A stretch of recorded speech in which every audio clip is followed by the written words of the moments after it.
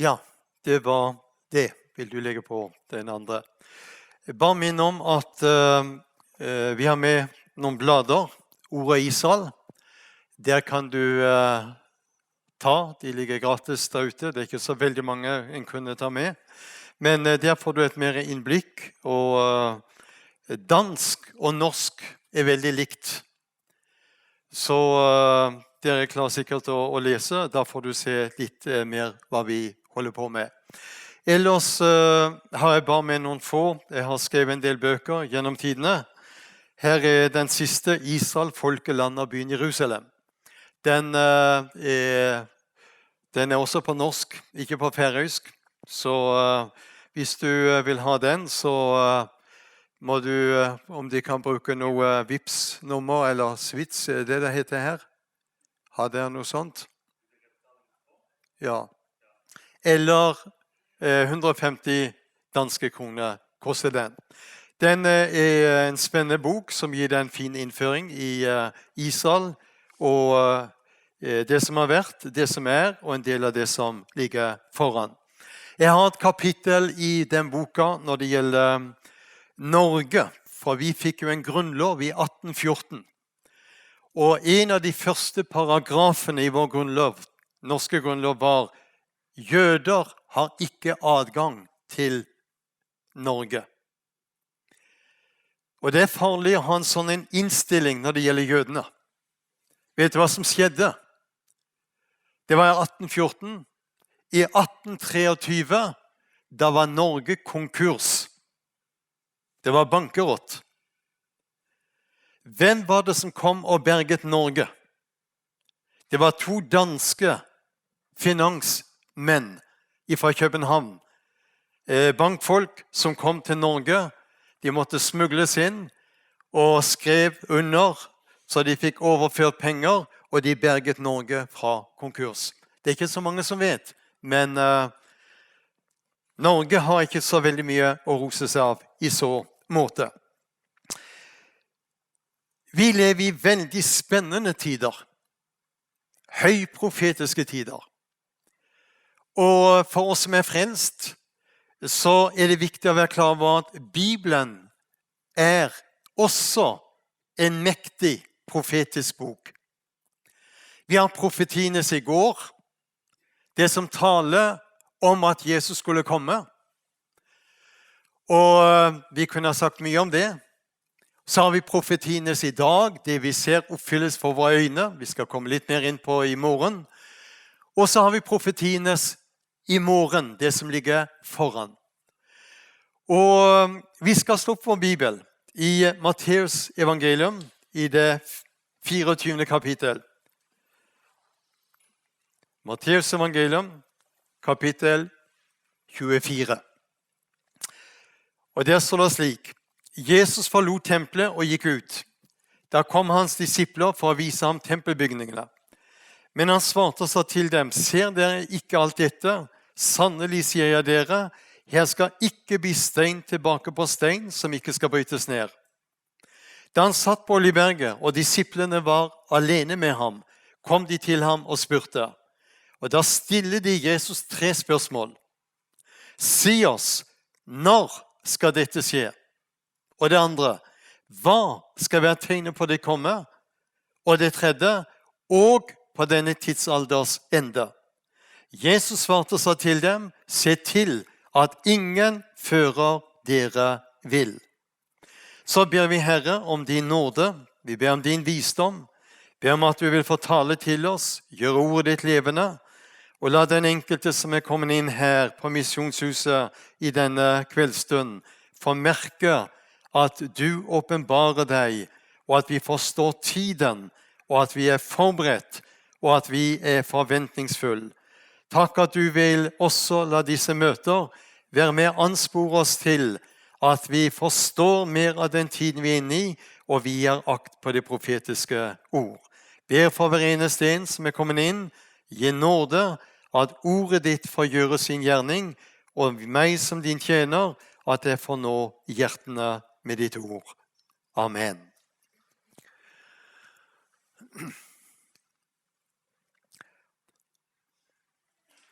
Vi har det vi snakker om, de siste dager og endens tid. Hva er forskjellen på de siste dager og endens tid? Og da kan ikke jeg vise på alle plansjene. Når tid begynte de siste dager? De begynte her, på pinsefestens dag. På pinsefestens dag, når Den hellige ånd falt, da kjenner du Peter. Han står frem og så sier, dette er det som profeten Joel har talt om, skal skje i de siste dager. Så begynnelsen til de siste dager, det var pinsedag. Og vi i dag er kommet til avslutningen av de siste dager. Det er viktig at du er klar over, når det gjelder Bibelen, så er Bibelen tvers igjennom en jødisk bok. Bibelen er skrevet av jøder og til jøder. Så hver gang du åpner Bibelen, burde du sende en takk til jødene. Det er fra jødene vi har Bibelen. Og da skal jeg ta først, vi las her fra Matteus. Jesus gikk ut av tempelet. Og når Jesus kommer ut av tempelet, det var siste gangen Jesus var i tempelet. Når Jesus går ut av tempelet, så møter han disiplene, og så ser de flotte tempelbygningene. Det var Herodes tempel. Så sier Jesus, her skal ikke bli stein tilbake på stein som ikke skal brytes ned. Og så er Jesus alene med disiplene. Og så stiller de Jesus 3 spørsmål. Jeg skal svare på 2 av de spørsmålene i kveld, og så skal du få det 3. svaret i morgen. Det første spørsmålet, når skal dette skje? At tempelet skulle brytes ned. Det skjedde i år 70, altså halv fjers. Da skjedde det. År 70, halv fjers etter Kristus. Den romerske hæren kommer, ødelegger Jerusalem, river ned tempelet, tar livet av 1 million jøder. En forferdelig tid, og jødene blir spredt i år 70. Når skal det skje? Det skjedde i år 70. Det andre spørsmålet. Hva skal være tegnet på at Jesus skal komme igjen? For du kjenner til, her, Kristi himmelfartsdag, da venter Jesus hjem. Og når du leser Salme 110, da leser du bokstavelig om det som skjedde. For der står, Herren sa til min Herre, sett deg ved min høyre hånd. Salme 110 er den salmen som Jesus refererte mest til i de 4 evangeliene. Stadig minnet Jesus om Salme 110. Hva er det store tegnet på at Jesus skal komme igjen? Det heter Israel. Det er det store tegnet på at Jesus skal komme igjen. Og vi skal komme mer inn på det. Først skal vi stå opp i Romerbrevet, og vi bruker Guds ord. Og der i Romerbrevet så er det fint om du noterer, og fint om du følger med, for vi underbygger alt det vi sier, må vi ha skriften på.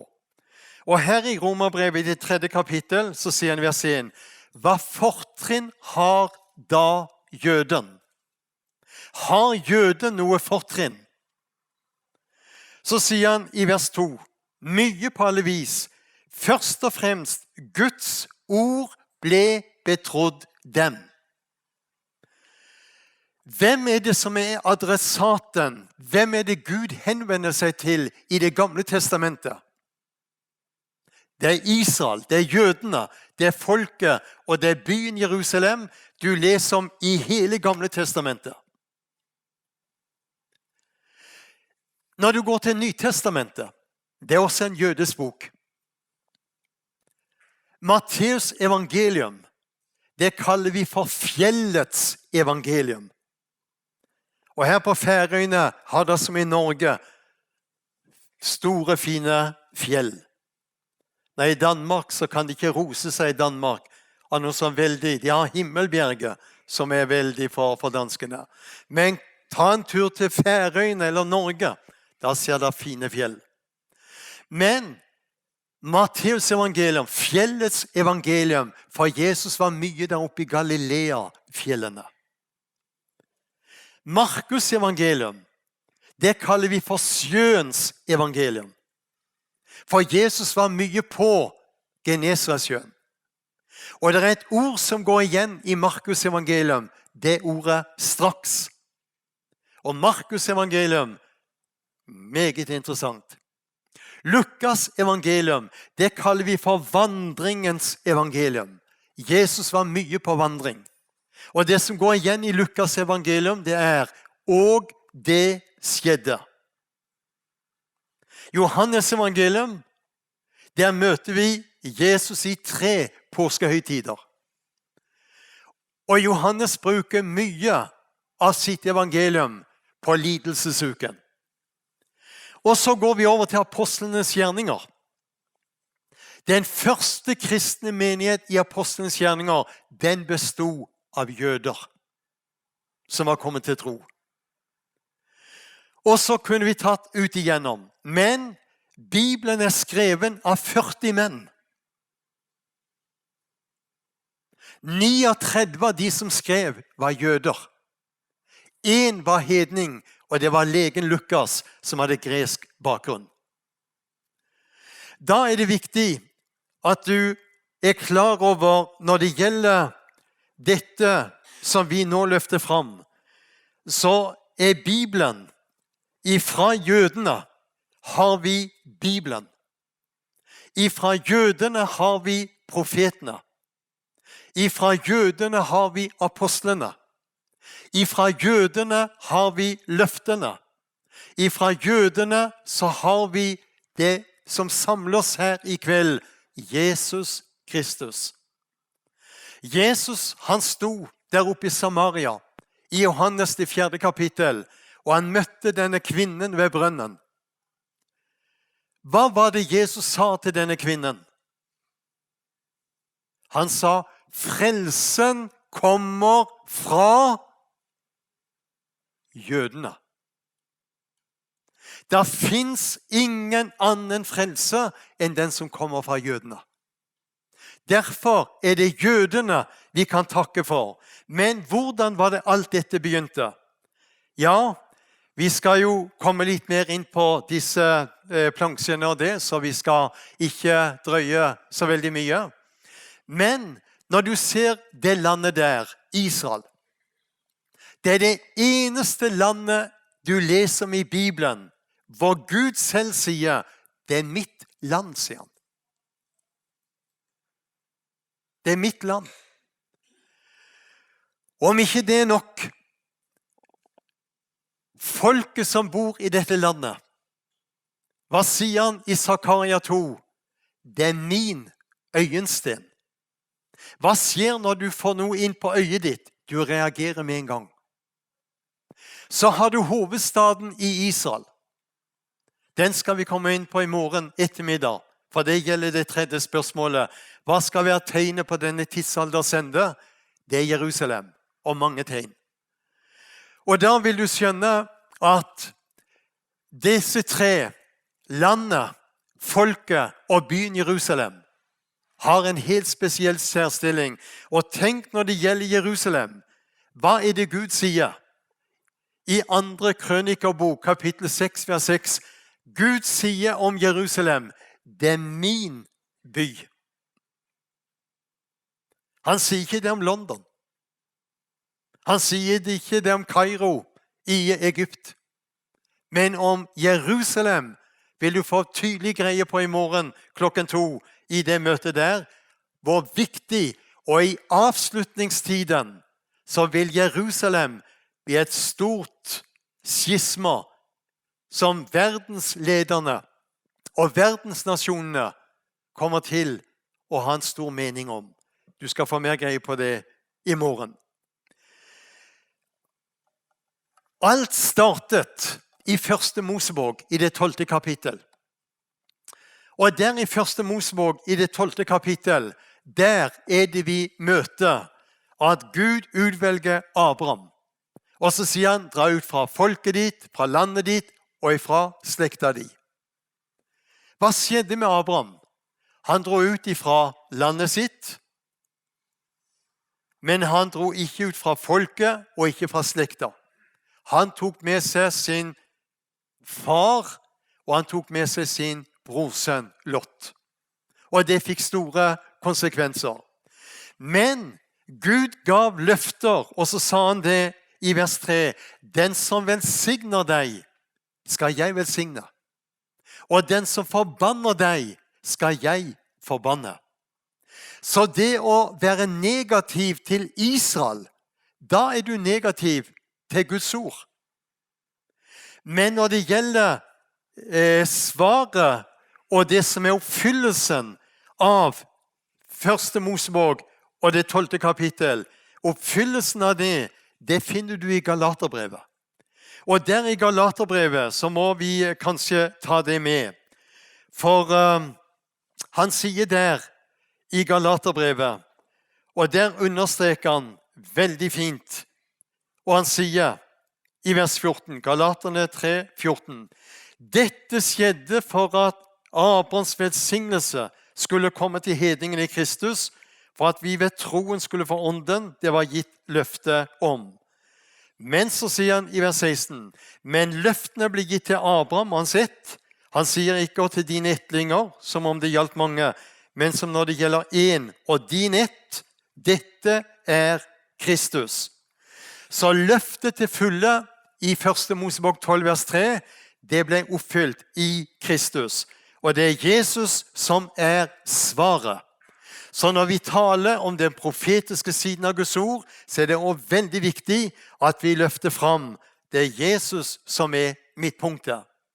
Når dere ser her på skjermen, så er Israel et veldig spesielt land. Det er det eneste landet i hele verden som bærer det samme navnet, har det samme språket, opprettholder den samme troen, befinner seg på det samme landområdet som det gjorde for over 3000 år siden. Da er det viktig at Bibelen er grunnlaget, og Israels lengstsittende statsminister, som gikk av nå, Benjamin Netanyahu, han kjenner veldig godt til Bibelen.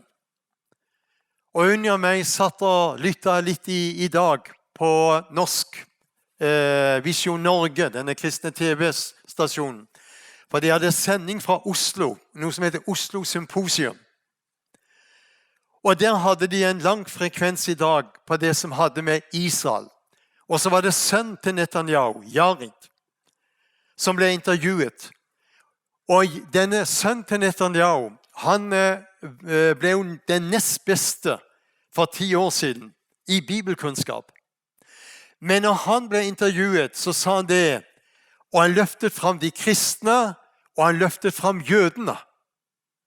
Og han sa Israel er viktig på grunn av Bibelen, sa han. Israel er viktig for de kristne, og den er viktig for jødene på grunn av Bibelen. Og noe av det er det som hans far Netanyahu sa for 6 år siden. Bibelen er garantien for vår eksistens. Det er nøkkelen til landet vårt. Uten Bibelen og den eldgamle linken til vårt land har det jødiske nærvær i Israel ingen betydning for oss. Og så sier han, helt fra Josfas tid og frem til i dag har vi måttet kjempe mot alle de som ønsker å utslette oss. Og det har vært mange. Og da vil jeg si det så tydelig og så klart.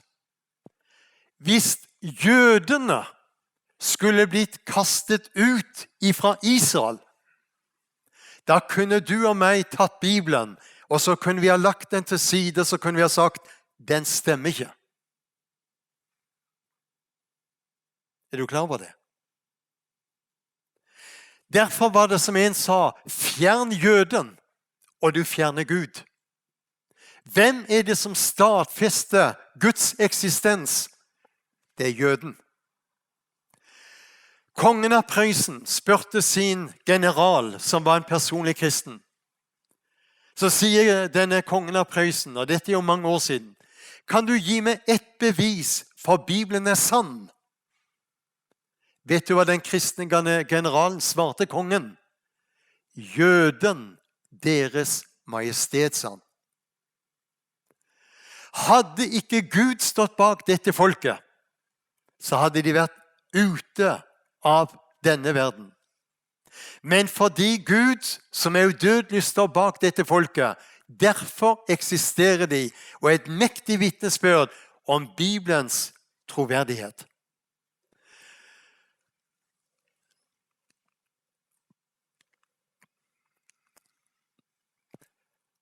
Når du kommer til Israel, så vil du se det symbolet der.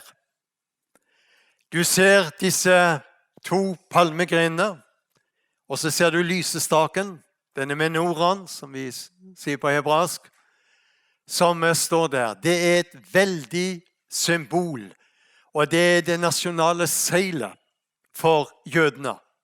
Kommer du inn i Knesset, så ser du dette symbolet mange steder. Går du i Jerusalem, ser du dette symbolet mange steder. Og dette symbolet, vet du hva det er? Det er et symbol på Guds lys som overvinner mørket. Nå skal du få et flott ord av meg. Slå opp i Jesaja, kapittel 49. Jesaja, kapittel 49. Og der sier Jesaja noe meget viktig. Hva sier Jesaja der, kapittel 49? Og før vi leser det, så vil jeg si til deg. Hvem var det som fikk løfte om en frelser? Det var jødene. Det var ikke vi hedninger. Så når vi feirer julaften, og vi synger 'Han er frelser min', 'Jeg er så glad hver julekveld, for da ble Jesus født'. Husk på, det var jødene. Det var til jødene han kom, og det var jødene som fikk løfte om en frelser. Men hva gjorde dette folket? De vendte han ryggen. Han kom til sine egne, men hans egne tok ikke imot ham. Og det var det som var problemet i den første menighet i apostlenes gjerninger. Jødene trodde det var bare de som skulle ha evangeliet. Er du klar over det? Så du kommer til kapittel 10 i apostlenes gjerninger.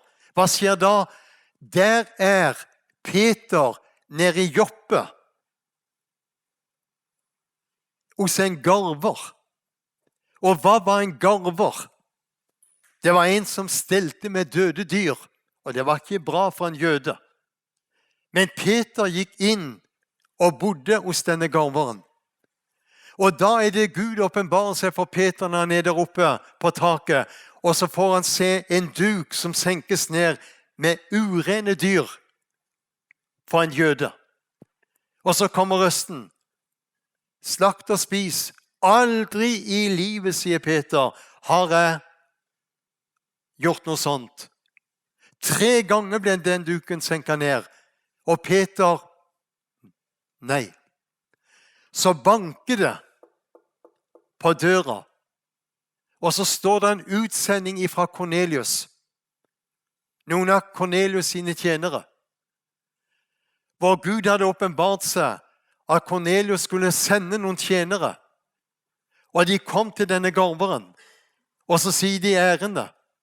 Det er en mann her hos deg som skal bli med oss. Og da skjønte Peter hva han hadde vært med om. Og når Peter kommer da opp til Caesarea, hvor mange har vært i Israel som er her? Det var ganske bra. Unni og meg, vi har vært turledere. Jeg har vært der nede litt flere ganger enn Unni, så jeg har vært der nede 65 ganger. Så jeg kjenner litt grann til landet. Og der i Caesarea, der holdt Kornelius til. Og så kommer Peter til Kornelius, og så taler han Guds ord, og så blir Kornelius hus frelst. Hva skjedde da? Da ble det uro i menigheten oppe i Jerusalem. Og hva var uroen? Skal hedningene ha del i dette? For det Peter var lydig, der begynte hedningemisjonen. Ser du linjene? Og det er viktig at du får det med. Men er du klar over at Jesaja så dette? Og hva står det i Jesaja 49, vers 6? Det er for lite at du er min tjener. Og da snakker han om Jesus som skulle komme til å gjenreise Jakobs stammer og føre den frelste rest av Israel tilbake. Og så sier han, så vil jeg da gjøre deg til et lys for hedningefolkene, for at min frelse må nå. Bare til Israel, nei, til jordens ende. Og jeg synes det har vært flott de dagene vi har vært her og kjørt litt rundt her på Færøyene, og se alle de kirker og bedehus, og det vitner om at her på disse øyene er det mange kristne. Gud velsigne Færøyene. Vet du hva? Vi i Norge, vi står i takknemlighetsgjeld til Færøyene. For vi fikk en konge fra Færøyene som heter Sverre. Han var en meget god konge. Så dere kan bare være glad over denne Sverre. Han betydde mye for Norge. Vi kommer til i morgen. Jeg skal bare nevne litt grann og se litt mer når det gjelder verdenssituasjonen. Og verdenssituasjonen er utrolig spennende. Det landet her, Amerika, har vært det ledende og dominerende. Det er det ikke lenger. Det landet her nede, Kina, det landet her, Irak, og ikke minst det landet her, Russland. Det som skjer i dag i Syria, skal få mer greie på det i morgen. Det er så høyprofetisk. Og det vi nå har opplevd i det landet her, Afghanistan. Vær klar over Iran og Afghanistan er to land med samme språk. Det er persistalende. Og det mange ikke er klar over, skal få mer greie på det i morgen, det er det at Iran og Afghanistan, der har det vært store vekkelser. Afghanistan, tusenvis har blitt kristne. Iran, de siste 15 årene, snakker vi om millioner som har blitt kristne. Og Iran med Shia, du skal få mer greie på den utviklingen. Mye spennende som er på gang, og du vil få en mye større forståelse av at vi er inne i dag i det Bibelen taler om, avslutningen av nådens tidshusholdning. Det er ikke tid til å sove, men det er tid til å være fullt våken. Vi kjenner til hva som har skjedd med disse Abraham-avtalene. Det er flere årsaker til at det er disse 6 landene som har inngått fred med Israel. Det er fordi at islam, altså Shia-islam, er blitt veldig dominerende. Og det gjør at sunni-muslimene er underlegne. USA trekker seg mer og mer tilbake fra Midtøsten. Og jeg har sagt, de siste 15 årene har jeg sagt, før Jesus kommer igjen, så skal Amerika bli borte fra Midtøsten. De 4 årene med president Trump er den beste perioden Israel har hatt med noen amerikansk president. Aldri vært en president som har vært så positiv til Israel som Trump. Og mange sa til meg, nå ser du, Gordon, det du sier der, det er feil. Vet du hva jeg sa? Og mange mente at Trump kom til å få en ny periode. Da sa jeg det, jeg tror hans tid forbi. Fordi han har vært alt for sleivete, som vi sier på norsk, i munnen. Han burde vært mer gentleman når han talte. Og han har provosert unødvendig på mye av det han sa. Så jeg tror Gud har vist at når Israel har hatt en spesiell tid, men hans tid tror jeg over, og jeg fikk rett. Men vi ser hvordan flere av disse muslimske landene, med Emiratene og så videre som har inngått, de ser Israel som en garanti når det gjelder hvor Iran i dag veldig sterkt. Så vi opplever, det meget spesielt, det veldig undrende å oppleve det vi nå gjør. Hvis du kommer til Israel, så har du alltid, når du kommer, så har du vært der oppe i Tiberias. Og den sjøen der har mange navn. Vi kaller den for Genesaret. Den heter Genosar på hebraisk. Den heter Harpesjøen, ser ut som en harpe. Den heter Kinneret. Den heter Galileasjøen. Den heter Tiberiasjøen. Og vi kjenner den veldig godt som Søndagsskolesjøen. Og hvorfor det? Mange av Jesu undere og mesteparten av Jesu gjerning, den foregikk her og her på sjøen. Her var det jødene bodde.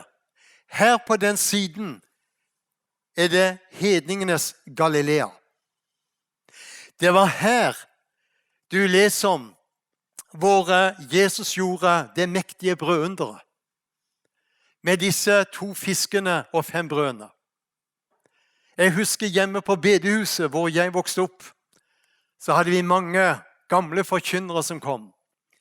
Og så var det en forkynner som sa det, der står at det var 5000 menn som ble mettet av de 2 fiskene og 5 brødene.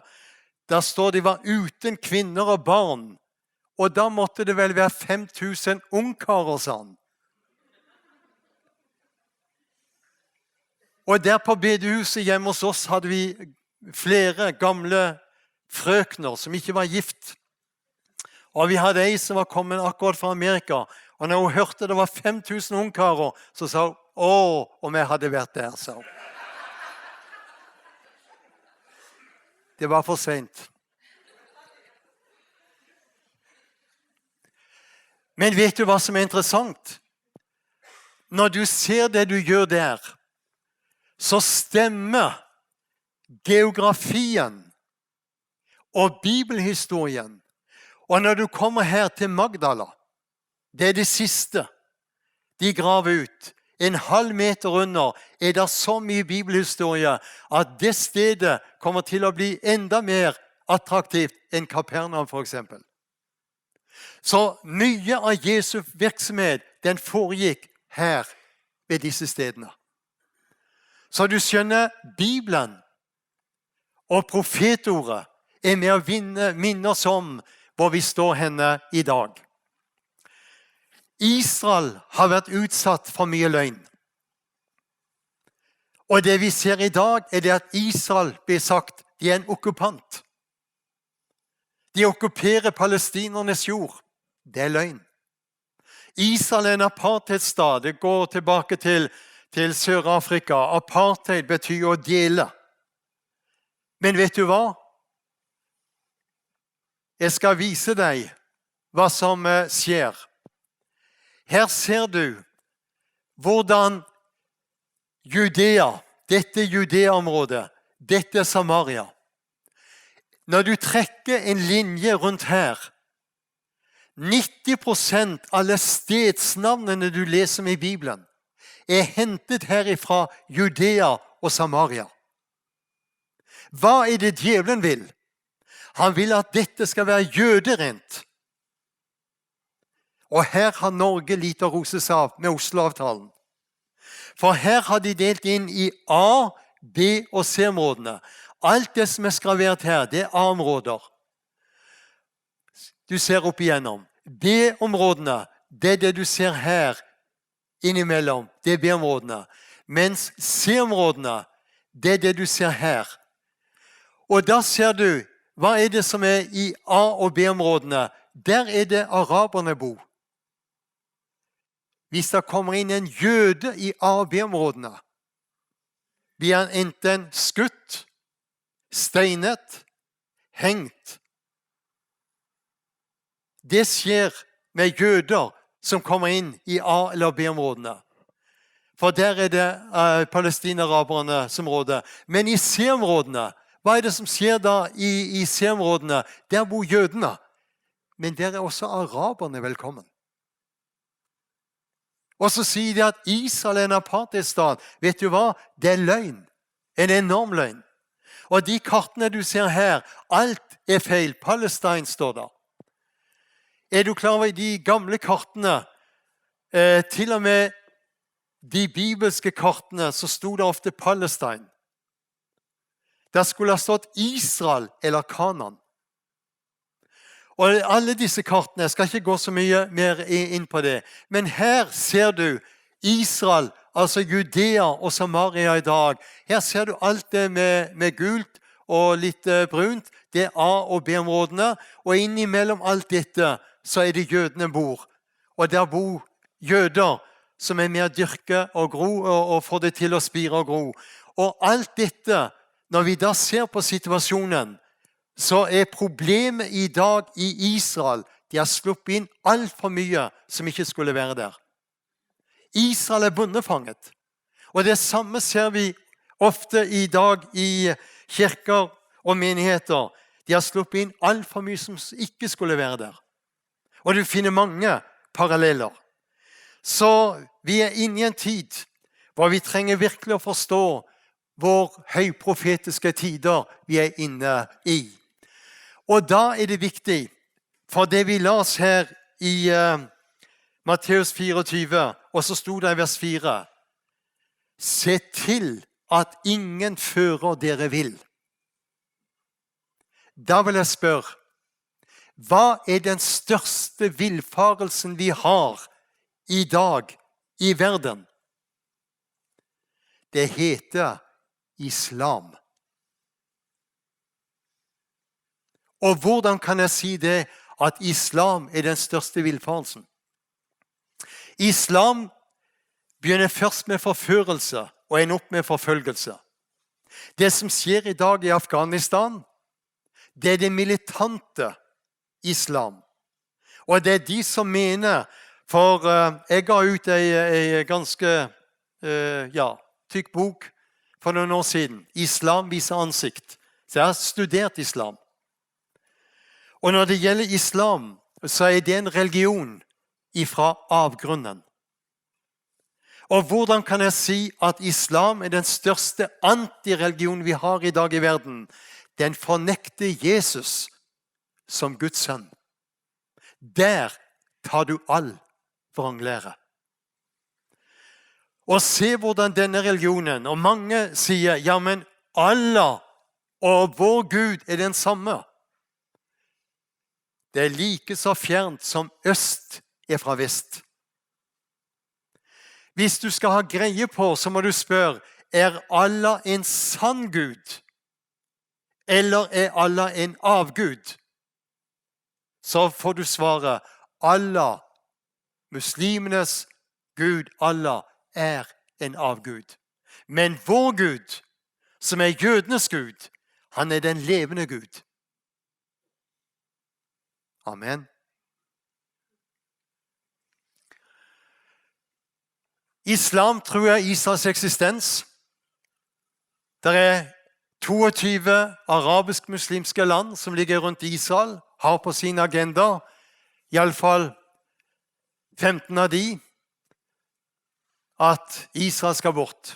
Det er 57 muslimske land i verden, og de fleste av disse, 50 av disse i dag, har på sin agenda Israel skal bort. Men Israel er kommet tilbake til landet for å bli. Og det skal du få et belegg av meg hvis du slår opp i Amos. Profeten Amos. Og der i profeten Amos, en meget, meget interessant profet. Og det vi nå leser, veldig interessant, for vet du hva? Det vi nå leser, det ble lest i alle synagogene, ikke bare i Israel, men over hele verden, den 15. mai i 1948. Da ble det lest. Denne sabbaten, denne lørdagen, det nå leser. Amos, den 9. kapittel, vers 11. På den dag vil jeg reise opp igjen Davids fallende hytte. Jeg vil mure igjen dens revner og reise opp det som nedbrutt av den. Jeg vil bygge den opp igjen som i gamle dager, slik at de får ta i eie det som tilbake av Edom og alle de hedningerfolk som kalles ved mitt navn, sier Herren, han som gjør dette. Og så kommer det vers 13.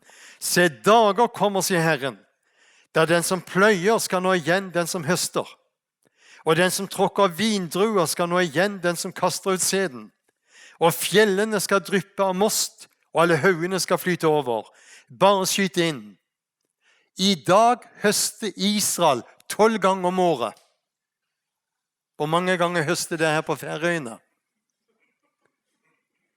Så Israel høster ifra Golan og ned til Eilat forskjellige frukter og grønnsaker og jordbruksprodukter til forskjellige tider, men de høster i dag 12 ganger i året. Og så sier han i vers 14, jeg vil gjøre ende på mitt folks Israels fangenskap. De skal bygge opp igjen de ødelagte byene, bo der, plante vingård og dyrke deres vin, og de skal dyrke opp hager og ete deres frukt. Og så hør hva han sier. Jeg vil plante dem i deres land. De skal aldri mer bli rykket opp av sitt land. Det som jeg har gitt dem, sier Herren din Gud. Hva betyr det? Jødene er kommet tilbake for 3. gang, og de skal aldri mer ut av landet. Halleluja. Halleluja. Det er et jødisk lovprisningsuttrykk. Halleluja kommer av ordet juda, og ut av ordet juda, som betyr lovprisning, har du ordet jøde. Jeg er så glad ikke det lyder halleluja, nei, men halleluja. Han er ja. Han er ja. Orker dere litt til?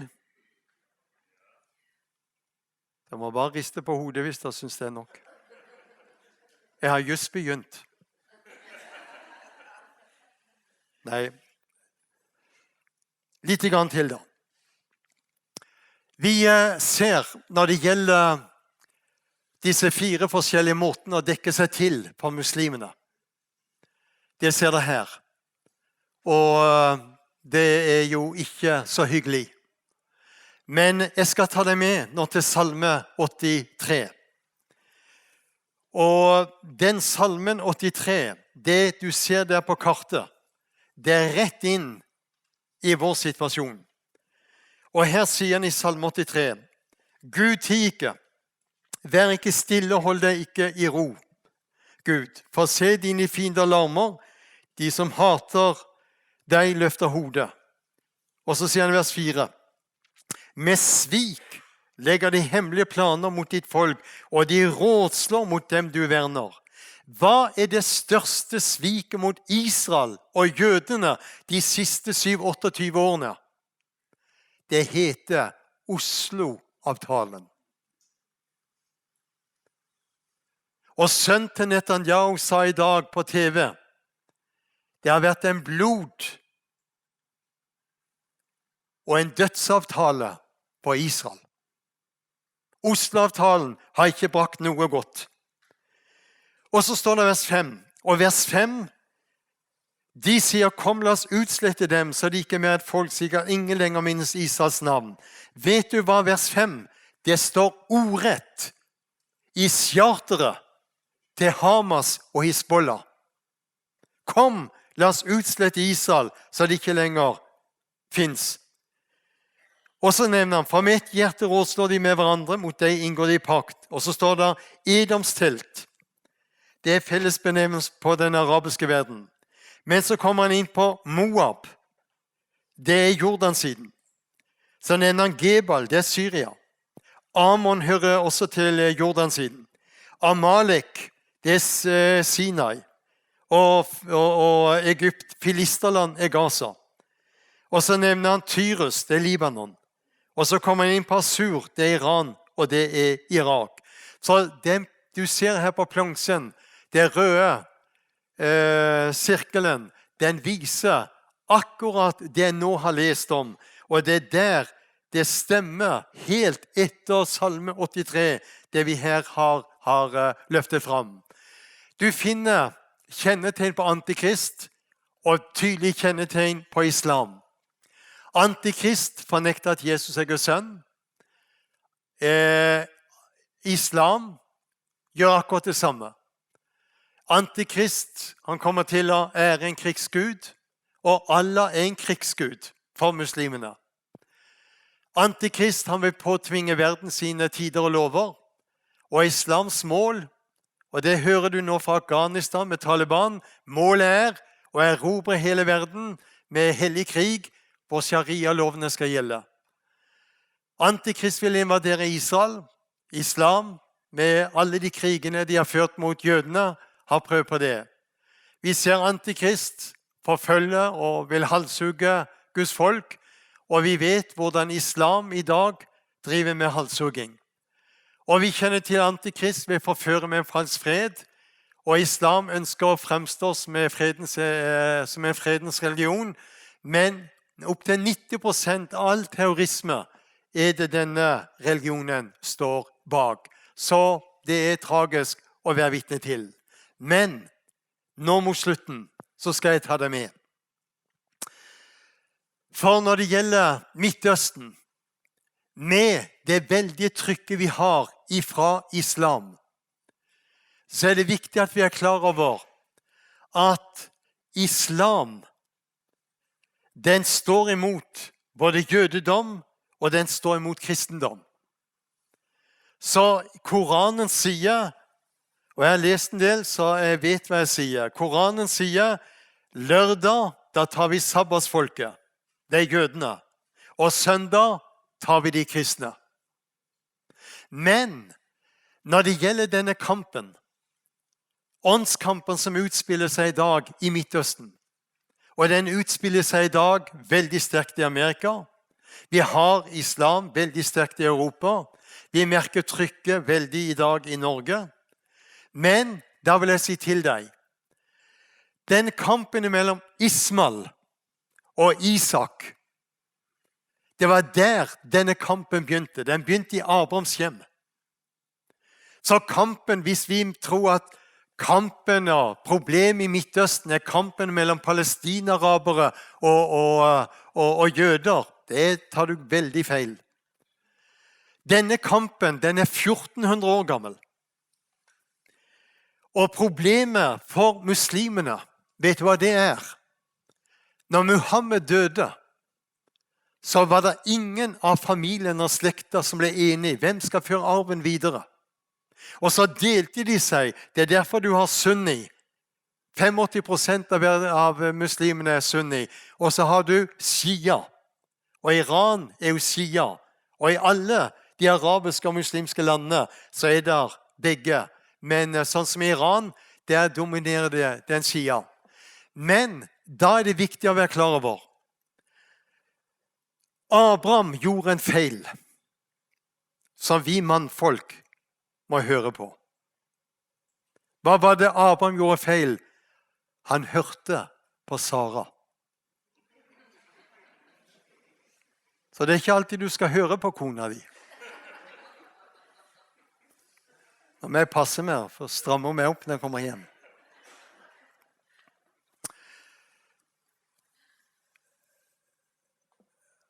Sara var utålmodig. Og så sier hun, ta Hagar. Og så vet du, Abraham fikk en sønn med trellekvinnen Hagar, og de gav navnet Ismael. Hva var det Gud sa om denne unge gutten som ble født? Han skal være et vilt menneske. Og så i den norske står det han skal være et vilt esel. Men i den danske står det, for jeg har en del møter i Danmark, i den danske står det han skal være et vilt menneske. Og så står det noe mer om Ismael. Han skal være imot sine brødre. Og da er det viktig at vi er klar over, hva har vært araberverdens store dilemma? I dag utgjør disse 22 arabiske landene nærmere 400 millioner mennesker. Hva har vært deres store akilleshæl og deres store problem gjennom alle tider? De har vært innbyrdes uenige. Hadde den arabiske verden kunne vært enig, hadde de vært meget slagkraftige. Men Gud sa, Ismael skal være imot sine brødre. Og det har vært problemet med den arabiske verden. Aldri klart å være innbyrdes enig. Det er bare én ting som samler den arabiske verdenen. Israel skal bort. Men jødene er kommet, og landet har jødene hatt i 73 år nå, siden det ble gjenopprettet. Så skjer det 14 år etterpå at Ismael er født. Så har Gud gitt løfter til Abraham og Sara. At som stjernene så tallrik, som sand ved havet så tallrik. Og så skjer det overnaturlige. At Sara blir gravid og føder en sønn. Da begynner spetaklet. For straks Isak ble født, så leser du der i 1. Mosebok at Ismael begynte å plage Isak. Og når Sara stadig så at Ismael var der og drev og stakk bort i Isak og ikke var så veldig hyggelig med han, så en dag så sier Sara til Abraham, ta denne sønnen, og så send han av gårde. Og da skjer det at Abraham, han får problemer. Sara hadde ingen morsfølelse for Ismael, men Abraham hadde farsfølelse for Ismael. Og når Abraham da må lesse på eselet og legge på mat og drikke, så tror jeg når Abraham tar rundt Ismael og klemmer han godt inntil seg, så er det smertefullt. Og når Hagar og Ismael drar ifra Abraham, så er det en tung øyeblikk for Abraham. Hva skjer med Ismael? Og vi må ha litt forståelse, derfor nevner jeg det jeg nå gjør. Det er viktig at vi har den forståelsen som jeg nå trekker fram. Hva skjedde med Ismael? Han mistet far sin. Han mistet sin fars Gud. Han mistet sin bror. Han mistet førstefødselsretten. Han mistet arven, pakten, løftene, landet. Ismael ble ribba for alt. Tenk på det. Han ble ribba for alt.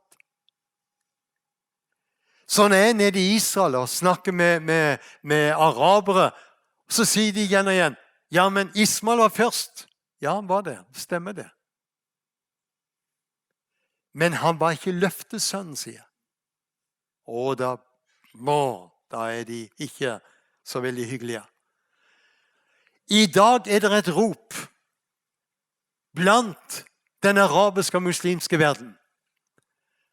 For i dag sitter de i bitterhet, de sitter i misunnelse og hat, og det har fulgt Ismaels etterfølgere. Og i dag er det et rop, sett mitt folk fri fra islam, fra forkastelse og fra slaveriet. Forkastelse. Jeg har vært pastor i mange år. Jeg har sittet med mennesker som har følt seg forkastet av en mor, forkastet av en far. De har opplevd at far tok mer hensyn til han yngste enn han gjorde til han eldste, og så videre. Så dette med forkastelse, det har jeg jobbet en del med mennesker som har slitt. Da vil jeg si, hvem er det som kan gjøre noe med forkastelse? Han som selv ble forkastet, Jesus Kristus.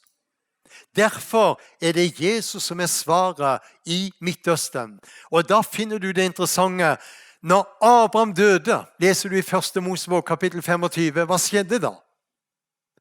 Da kommer Isak og Ismael sammen for å begrave sin far. Hva var det som førte Isak og Ismael sammen? Det var døden. Og hva er det et bilde på? Jo, det er et bilde på det som skjedde på det midterste kors.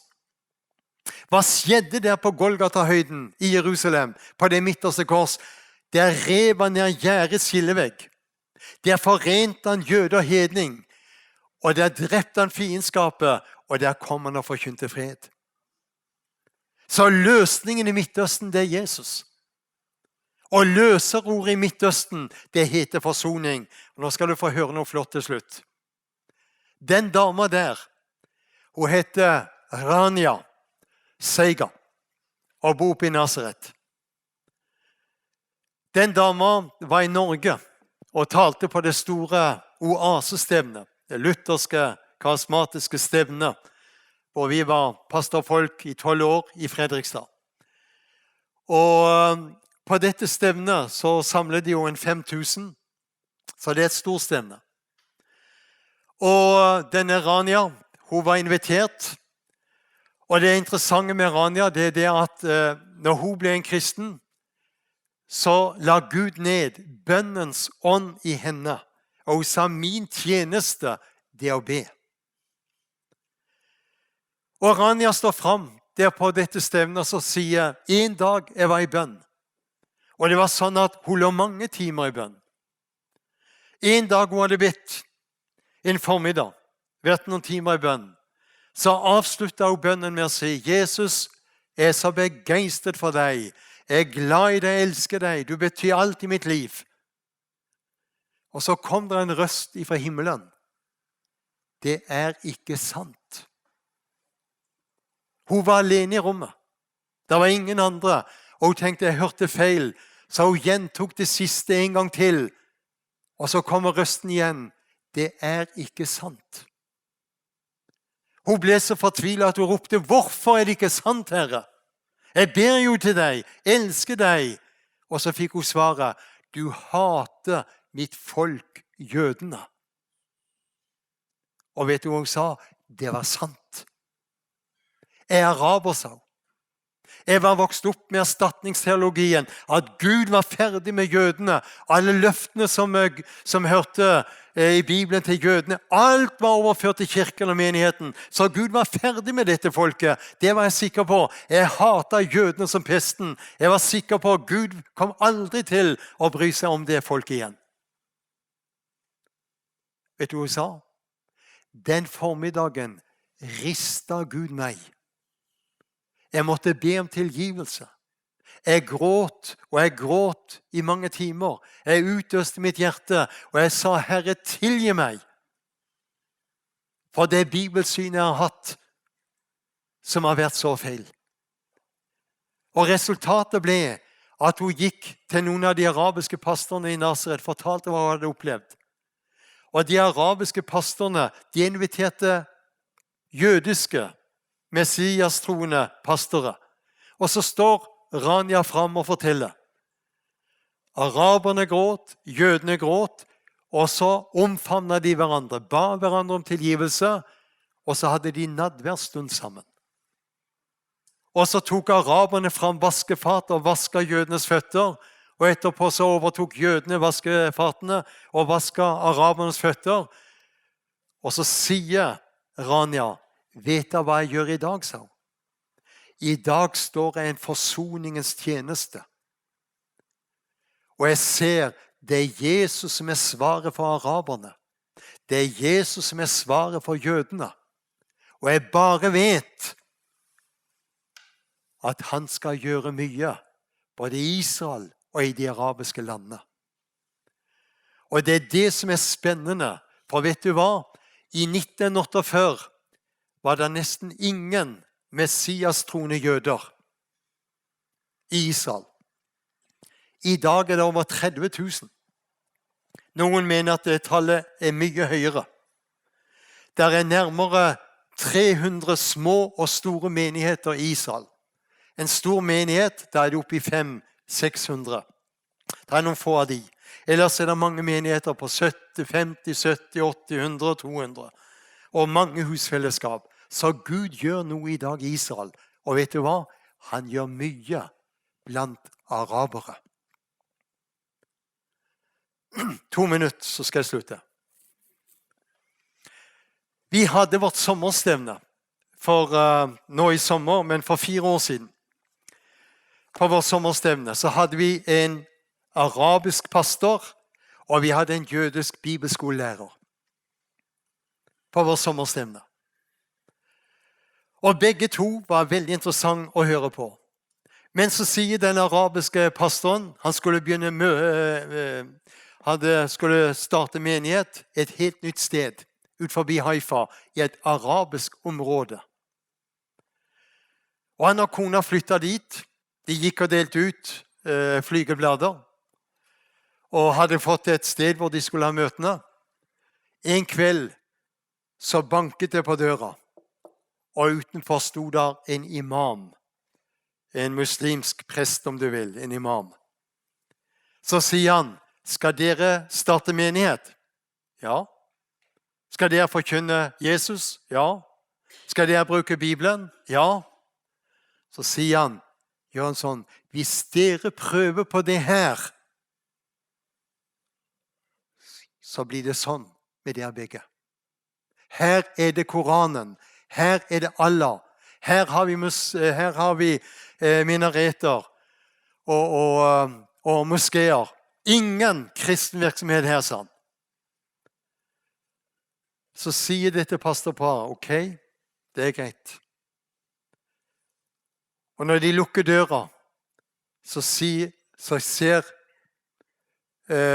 Marvin på kona, og så sier de i kor, vi skal be, og vi skal be, og vi skal be igjen, og vi skal be for den imamen, at han skal møte Jesus. Det gikk 1 måned, det gikk 2 måneder, det gikk 3 måneder, og den 4. måneden begynte. En kveld så ringer telefonen. Og når han tar mobilen, så hører han en mann som roper og skriker, og han tenkte, hvem er det? Og plutselig så merker det er imamen. Og så roper han tilbake, jeg har ikke drevet evangelisering, jeg har ikke startet noen menighet. Relax, slapp av, sier han. Men så får imamen forklart, han må komme over, for han har noe han skal vise han. Og han får adressen, tar bilen og kjører over. Og når han kommer inn i stua, så står imamen og peker, ser du, sa han. Og så sier Marvin Beam, jeg så ingenting. Så sa han, ser du denne mannen som står der, ansiktet hans sitt, ser du øynene, de er milde og gode. Han sier han er Jeshua, han er Jesus. Hva skal jeg gjøre, sa han. Han sier da at du må ta imot ham. Han døde også for deg, sier Marvin Beam. Han vil at du også skal møte han og oppleve hans frelse. Og der faller imamen rett. Han var så sønderknust. Han hadde kikket lenge opp på det ansiktet. Så sønderknust, han faller rett på kne. Og den arabiske pastoren får be for han. Og den imamen blir hjertefrelst. Og en brennende evangelist som slutta som imam, og nå forkynner evangeliet. Hvem er det som kan gjøre slikt? Det er Jesus. Så det er Jesus som er svaret, også her på Færøyene. Så når vi løfter fram dette med Israel, det profetiske ord, så husk på det. Det er Jesus vi ønsker å herliggjøre og løfte fram. Han er svaret. Og da vil jeg du skal være klar over, vi er inne i en tid hvor det er ikke tid til å sove, men det er tid til å være fullt våken. Og da vil jeg bare avrunde med å si, jeg tror vi er kommet, og jeg skal bare vise her på plansjen, jeg tror vi er kommet meget nær at Jesus skal komme igjen. Og vet du hva? Det er ingenting i dag som hindrer Jesus fra å komme igjen. 80% av alle løftene som gjelder Israel, er oppfylt. Og de siste 20 løftene som gjelder Israel, skal også bli oppfylt. Så vi lever i høyprofetiske tider. Og vet du hva? Vi skulle egentlig hatt det største lokalet her på Færøyene, og det skulle vært fullt av mennesker som skulle ha lyttet til det du gjør i kveld. Må Gud velsigne oss at vi forstår tiden. Herre, vi vender oss til deg. Vi ber om at du vil holde eftermøte med oss. At vi forstår hvor vi er henne i endetidsbildet. At det ikke er tid til å sove, men det er tid til å være fullt våken.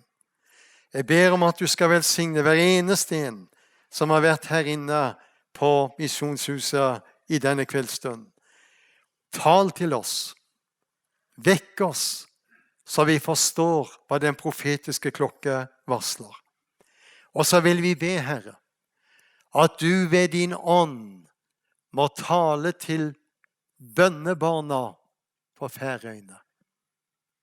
Tale til de som har satt seg til hjemme.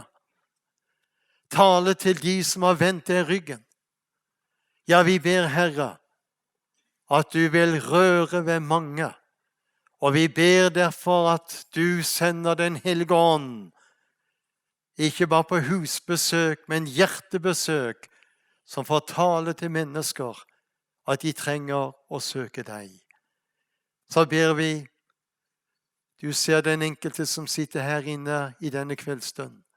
Hjelp oss, Herre, at vi forstår tiden, og at vi har billetten i orden. Skal vi være litt i bønn, senke blikket, og så vil jeg spørre, er du med oss nå som vi skulle ta med i bønn og forbønn? Så er det godt vi kan be med for hverandre. Har du barn eller ektefelle du ber for? Og det er godt vi kan be med for hverandre. Løfte de fram. Kjenner du uro for fremtiden, hvor det er godt vi også kan løfte det fram? Går du og opplever bekymringer og ting som vil uroe deg, hvor det er godt vi kan legge det over på Jesus? Skal vi reise oss opp nå? Men når vi kommer sammen til møte, så er vi sammen om en person som har all makt, og som kan møte og hjelpe og styrke. Av og til så sier jeg, gjør sånn, strekk ut de tomme hendene. Da gir du til kjenne, dette er mitt behov, og så vet Jesus hva ditt behov er. Kan være du står på valg, det er ungdom her står på valg når det gjelder skoleutdannelse. Jesus vet om dine behov. Og ja, når du strekker ut dine hender, så er du med å vise, du ser mine behov, Herre, og vi løfter de fram. Herre, du ser den enkelte som står innenfor ditt åsyn. Du ser vi har behov alle sammen. Noen tør å si det høyt. Noen tør oss å være frimodig. Og mange er litt forsiktige. Men takk at du ser først og fremst til hjertet. Og vi vil be, Herre, at du vil røre ved de forskjellige behovene. Vi ber for de som kjemper og ber for sine, om frelse for sine barn, frelse for sine naboer, frelse for sine ektefeller. Tal til de der de er. Uro de, Herre. Og så vet vi at det er makt i de foldede hender. Vi vet at vi ber til deg som kan gjøre mer enn det vi har forstand til å be deg om. Så velsign hver eneste en som er innenfor ditt åsyn, og styrk den enkelte med mye nåde i Jesu navn. Amen. Herren velsigne deg og bevare deg. Herren la sitt ansikt lyse over deg og være deg nådig. Herren løfte sitt åsyn på deg og gi deg av sin fred. Amen.